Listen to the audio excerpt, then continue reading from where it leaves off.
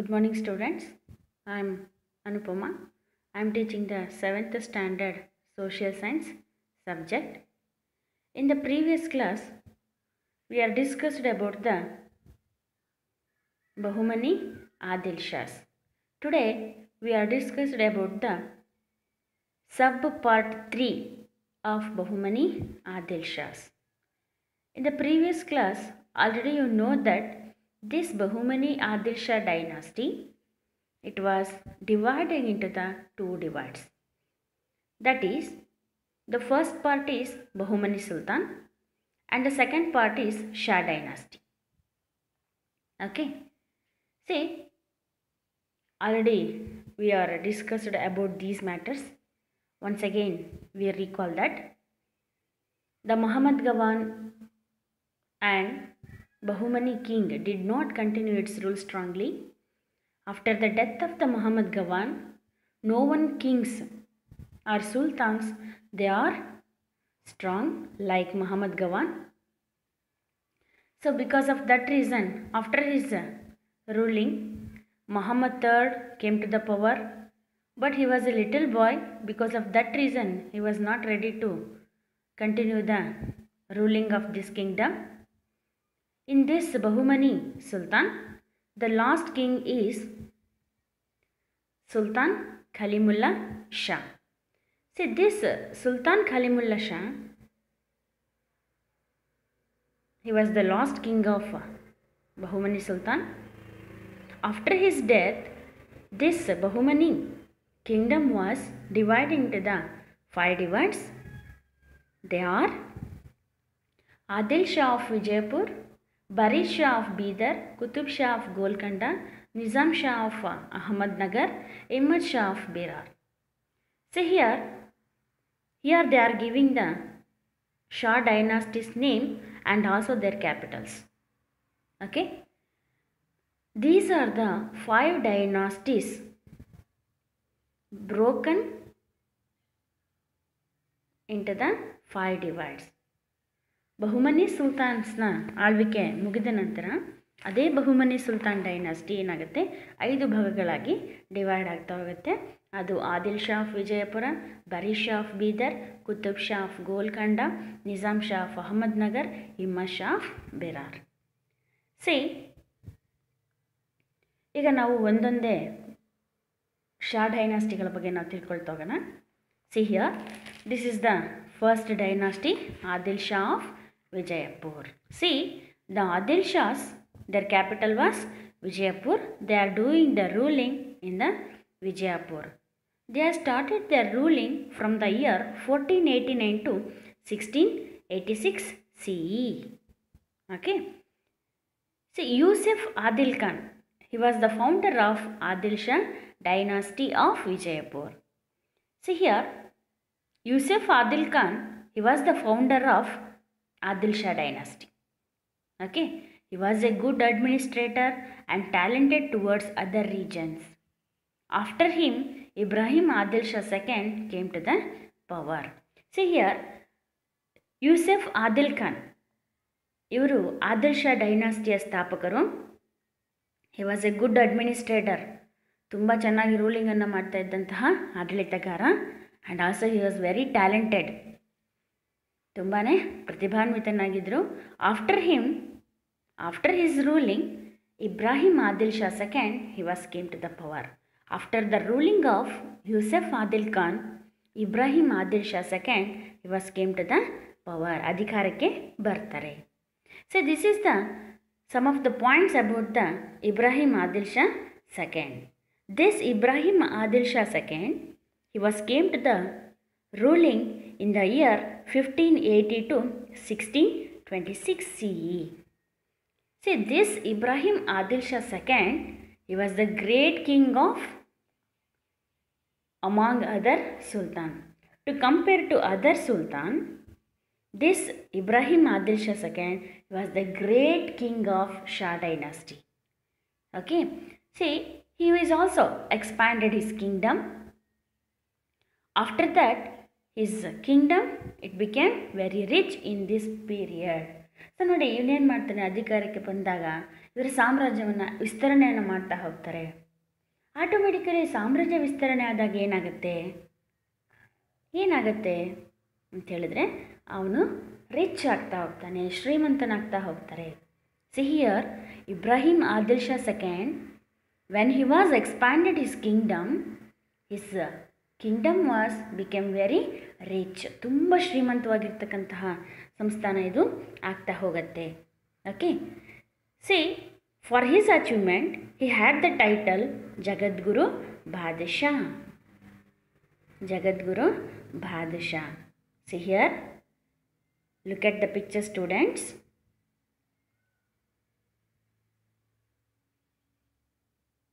See here, he was Ibrahim Adil Shah II. For his achievement, he had the title Jagadguru Badshah. ನೋಡ್ತಾ ಇದ್ದೀರಲ್ಲ ಪಿಕ್ಚರ್ನ, ಇವರು Ibrahim Adil Shah second, ಇವರಿಗೆ ಜಗದ್ಗುರು ಬಾದಶಾ ಅನ್ನುವಂತಹ ಒಂದು ಟೈಟಲ್ಲು ಇರುತ್ತೆ. Okay,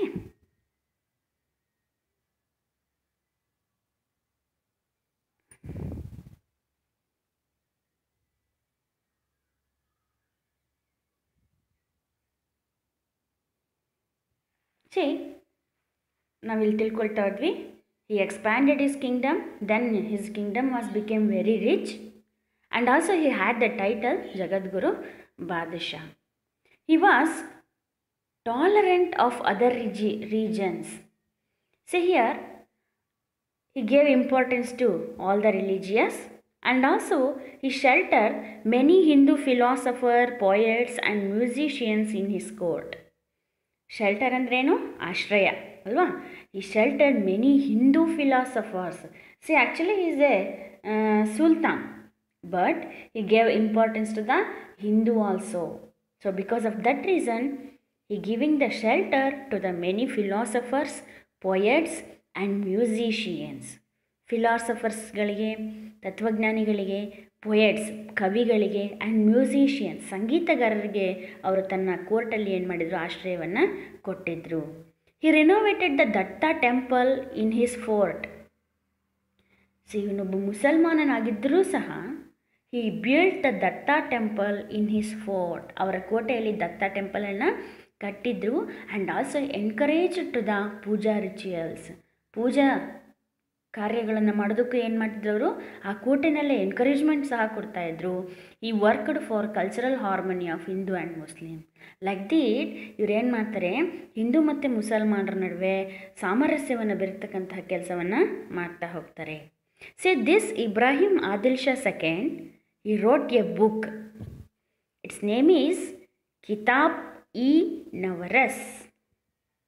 See, this Ibrahim Adil Shah II, he wrote a book that is Kitab-e-Navaras and tried to make music popular among Muslims. See, this book, it begins with the page of worshipping of gods like Ganapati, Saraswati, Bhairava and others. See, in this book, in the beginning page of this books, it was had some of the pictures like worshipping of gods. ಕೆಲವು ದೇವತೆಗಳ ಚಿತ್ರಗಳನ್ನು ಸಹ ಏನು ಮಾಡಿದೆ ಇದರಲ್ಲಿ? ಅದರ ಬಗ್ಗೆ ಅವನು ಹಿಂದೂ ದೇವರುಗಳ ಚಿತ್ರಗಳನ್ನು ಇಡೋದ್ರ ಮೂಲಕ ಅದ್ರ ಬಗ್ಗೆ ಅಲ್ಲಿ ಹಿಂದೂಗಳಿಗೆ ಕೊಡ್ತಕ್ಕಂಥ ಇಂಪಾರ್ಟೆನ್ಸ್ನ ಬಗ್ಗೆ ನಾವಿಲ್ಲಿ ನೋಡ್ತಾ ಹೋಗ್ಬೋದು. ವರ್ಷಿಪಿಂಗ್ ಆಫ್ ಗಾಡ್ಸ್ ಅಂದರೆ ದೇವರ ಪ್ರಾರ್ಥನೆಯ ಬಗ್ಗೆ ಏನು ಮಾಡ್ತಾರೆ? ಸ್ಟಾರ್ಟಿಂಗ್ ಪೇಜಲ್ಲಿ ಅವರು ಬರೆದಿರ್ತಾರೆ. ಯಾವ್ಯಾವ ದೇವರು? Ganapati, Saraswati, Bhairava and others. ಈ ದೇವತೆಗಳ ಬಗ್ಗೆ, ಹಿಂದೂ ದೇವತೆಗಳ ಬಗ್ಗೆ ಇದರಲ್ಲಿ ಕುರಿತಾಗಿ ಅವರು ಬರೆದಿರ್ತಾರೆ. He himself was a great musician. ಇವರೊಬ್ಬರು ರಾಜ ಅಷ್ಟೇ ಅಲ್ಲ, he was a musician, ಒಬ್ಬ ಸಂಗೀತಗಾರನೂ ಸಹ ಆಗಿದ್ದ. The great contribution of Ibrahim Adil Shah second was Ibrahim Roza. ನೋಡಿ ಸ್ಟೂಡೆಂಟ್, ನಾವು ಲಾಸ್ಟ್ ಇಯರ್ ಪಿಕ್ನಿಕ್ ಹೋದಾಗ ನೀವು ನೋಡಿರ್ಬೋದು ಇಬ್ರಾಹಿಂ ರೋಜಾ ನೀವು ನೋಡಿದ್ರಿ, ನೆನ್ಪು ಮಾಡ್ಕೊಳ್ಳಿ. See here, this is the picture of Ibrahim Roza. Are you remember? ನೆನೆಸ್ಕೊಳ್ತಾ ಇದ್ದೀರಾ ಈ ಪ್ಲೇಸಿಗೆ ನಾವು ಹೋಗಿದ್ದು? Yes, this is the great contribution of Ibrahim Adil Shah II. It was located in Vijayapura. Okay, this is the achievement of Ibrahim Adil Shah II. See, this Ibrahim Adil Shah II, he was the great king among other sultans. To compare to the other sultan, he was the great king. Okay, his famous contribution is Ibrahim Roza in the architecture field. Okay, next we are go to the second Shah dynasty, Barid Shah of Bidar. Okay, see, this Barid Shah of Bidar, this dynasty ruling was started from the year 1418 to 1619 CE. When Bahumani state was scattered into the many provinces. See here, after the death of Kalimullah Khan, this Bahumani Sultan dynasty was dividing into the 5 divides. Barid Shah ruled the Deccan, Bidar and other regions around it. See here, this Barid Shah dynasty, it was started their ruling in the place of Deccan's Bidar. ಬೀದರ್ನ ದಕ್ಷಿಣ ಭಾಗದಲ್ಲಿ ಏನು ಮಾಡ್ತಾರೆ, ಇವರು ರೂಲಿಂಗನ್ನು start ಮಾಡ್ತಾ ಹೋಗ್ತಾರೆ. Qasim Barid was the founder of this dynasty. ಈ ಡೈನಾಸ್ಟಿಯ founder ಯಾರು? Qasim Barid. Okay, after him Ibrahim and his brother Qasim was ruled the Bidar. So here Qasim Barid, he was the founder of Barid Shah dynasty. Okay, after his ruling, Ibrahim, he came to the power. After that, his brother Qasim, he was came to the throne. They were incompetent kings. That means ಇವರು ಸ್ಪರ್ಧೆಯನ್ನು ನೀಡೋಕ್ಕಾಗದೇ ಇರ್ತಕ್ಕಂತಹ ರಾಜರು. That means he was very weak. ಇವರು ತುಂಬಾ ದುರ್ಬಲರಾಗಿರ್ತಕ್ಕಂಥ ರಾಜರಾಗಿರ್ತಾರೆ. And also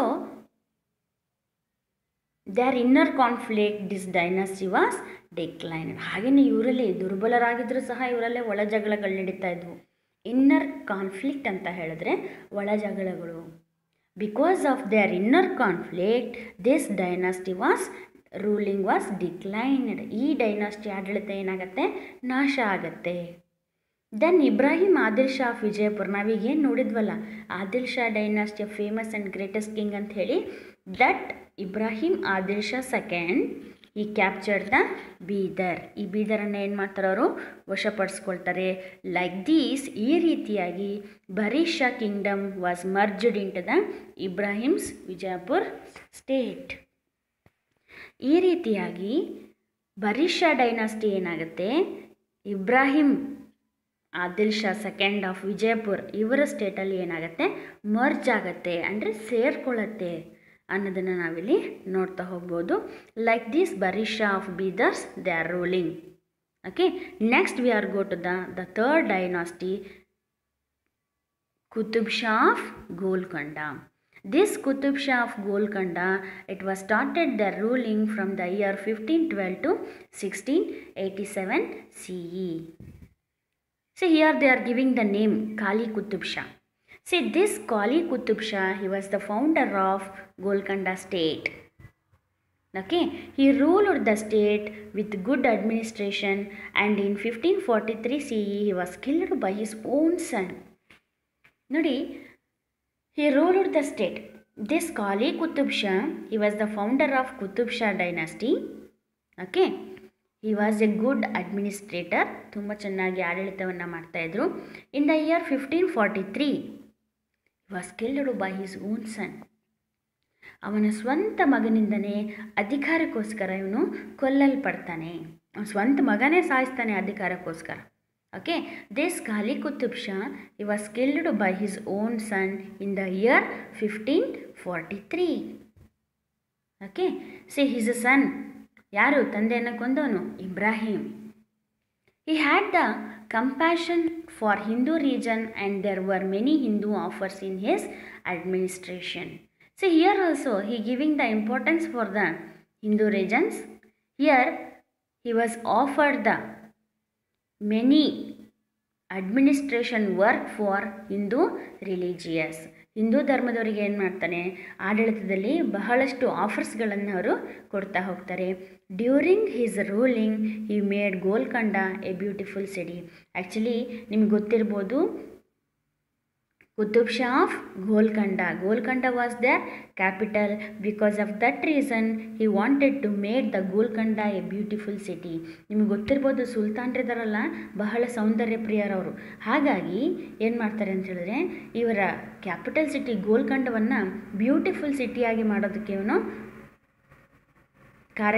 ಕಾರ್ಯಗಳನ್ನು ಕೈಗೊಳ್ತಾ ಹೋಗ್ತಾರೆ. He changed his capital from Golconda to Hyderabad in the year 1589. And also ಇವ್ರೇನು ಮಾಡ್ತಾರೆ, ಗೋಲ್ಕಂಡವನ್ನು ಕ್ಯಾಪಿಟಲ್ ಸಿಟಿಯಾಗಿ ಇಟ್ಕೊಂಡಿದ್ರು. ಆದರೆ he was changed the capital from Golconda to Hyderabad in the year 1589. 1589ರಲ್ಲಿ ಗೋಲ್ಕಂಡದಿಂದ ಹೈದರಾಬಾದಿಗೆ ಕ್ಯಾಪಿಟಲ್ ಸಿಟಿಯನ್ನು ಚೇಂಜ್ ಮಾಡ್ತಾರೆ. After the death of him, Abdul Qutub Shah came to the throne. After him, Abdul Hassan came to the throne and others came to the power. ಹೀಗೆ ಇವನಾದ ನಂತರ ಅಬ್ದುಲ್ ಕುತುಬ್ ಬರ್ತಾರೆ, ಅಬ್ದುಲ್ ಹಸನ್ ಬರ್ತಾರೆ, ಹೀಗೆ ಬಹಳಷ್ಟು ಜನ ಸುಲ್ತಾನರು ಬರ್ತಾ ಹೋಗ್ತಾರೆ. But they were incompetent Kings. ಅಂದರೆ ಬೇರೆ ರಾಜರುಗಳ ಎದುರಿಗೆ ನಿಂತು ಕಾಂಪಿಟೇಷನನ್ನು ಕೊಡ್ತಕ್ಕಂಥ ಕಿಂಗ್ಸ್ಗಳು ಇವರು ಆಗಿರಲಿಲ್ಲ. Because of that reason Golconda surrendered to the Mughals. ಇವರು ಇನ್ನೊಬ್ಬ ರಾಜರುಗಳನ್ನು, ಪ್ರತಿಸ್ಪರ್ಧಿಯಾಗಿರ್ತಕ್ಕಂಥ ರಾಜರುಗಳನ್ನು ಎದುರಿಸೋದಷ್ಟು ಧೈರ್ಯ ಇವರಲ್ಲಿ ಇಲ್ಲದೇ ಇದ್ದರಿಂದ ಈ ಕುತುಬ್ ಶಾ ಆಫ್ ಗೋಲ್ಕಂಡ ಏನಾಗುತ್ತೆ, it was surrendered to the Mughals. Mughal ಸಾಮ್ರಾಜ್ಯದ ಕೈಗೆ ಏನಾಗುತ್ತೆ, ಇದು ಸರೆಂಡರ್ ಆಗುತ್ತೆ.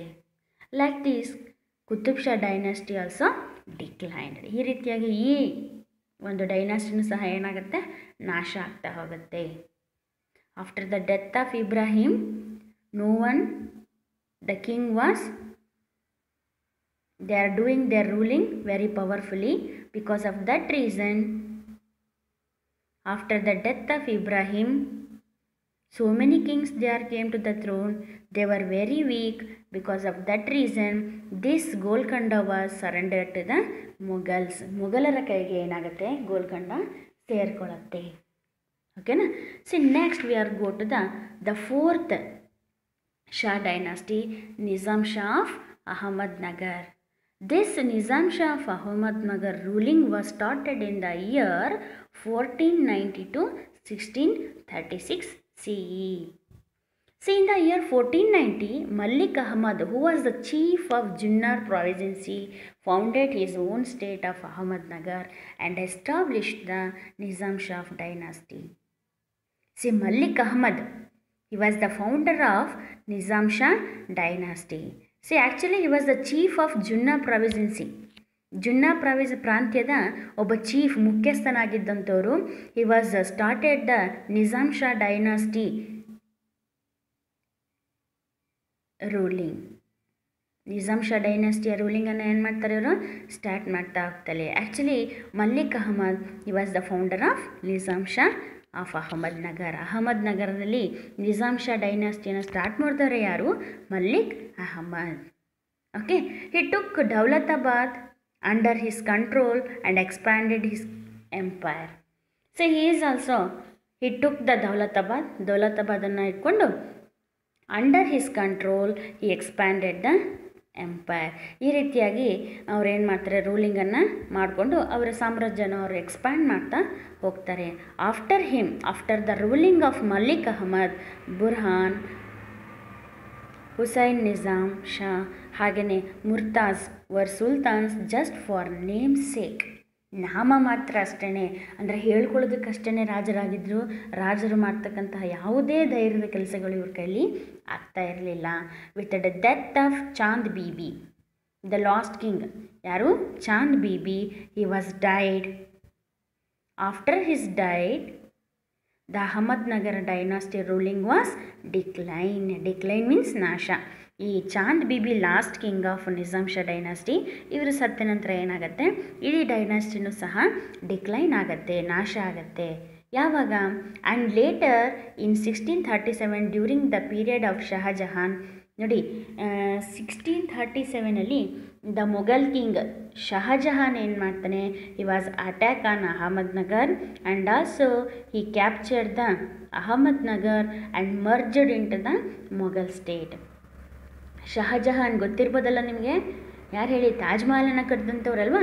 This Shah Jahan he was captured the ಅಹಮದ್ನಗರನ್ನು ಕ್ಯಾಪ್ಚರ್ ಮಾಡ್ಕೊಳ್ತಾರೆ, ಕೈವಶ ಮಾಡ್ಕೊಳ್ತಾರೆ. ಅದನ್ನು ಏನು ಮಾಡ್ತಾರೆ, he was merged into the Mughal ಸ್ಟೇಟಲ್ಲಿ ಅದನ್ನು ಸೇರಿಸ್ಕೊಳ್ತಾರೆ. ಓಕೆನಾ. ನೋಡಿ, ನೆಕ್ಸ್ಟ್ ಡೈನಾಸ್ಟಿ ಯಾವುದಪ್ಪ ಅಂತ ಹೇಳಿದ್ರೆ ಇಮ್ಮಶ್ of Berar. Okay, in the next class we are discussed about the last Shah dynasty, ಯಾವುದು, ಇಮ್ಮಶ್ ಆಫ್ ಬಿರಾರ್. ಓಕೆ.